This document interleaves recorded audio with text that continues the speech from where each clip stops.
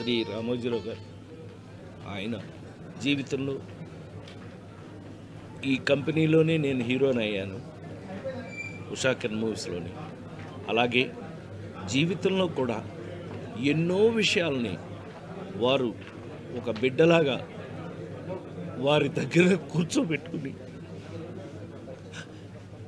నాకు ఎన్నో విషయాలు నేర్పారు.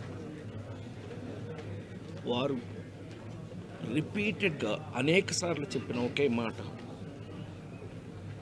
ప్రసాద్, నీకు గుర్తింపు లేని చోట నువ్వు వెళ్ళకు,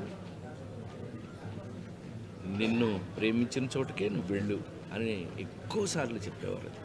అయ్యా అలాగండి, తప్పకుండా. ఈ రోజున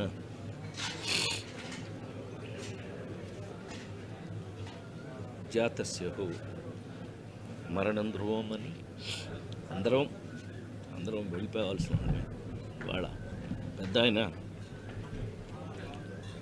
ప్రేమగా పెద్ద ఆయన అని పిలుచుకుని శ్రీ రామోజీరావు గారు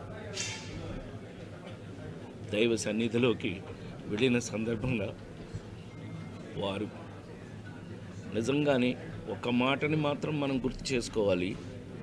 అంతటి మహానుభావుడు ఈ దరిద్రపు చెత్త రాజకీయాల వల్ల చివరికి మన క్షోభ అనుభవించి వెళ్ళారు.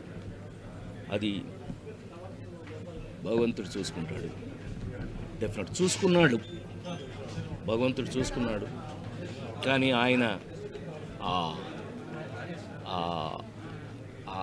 గెలుపు, ఆ నిజ గెలుపుని ఆయన అనుభవించి ఆ సక్సెస్ని ఆయన చూసే వెళ్ళారు. ఆ విషయంలో చాలా చాలా సంతోషం. ఆయన అనుకున్నది సాధించి మరి వెళ్ళారు. వారి మనశ్శాంతి, వారి జీవితంలో వారు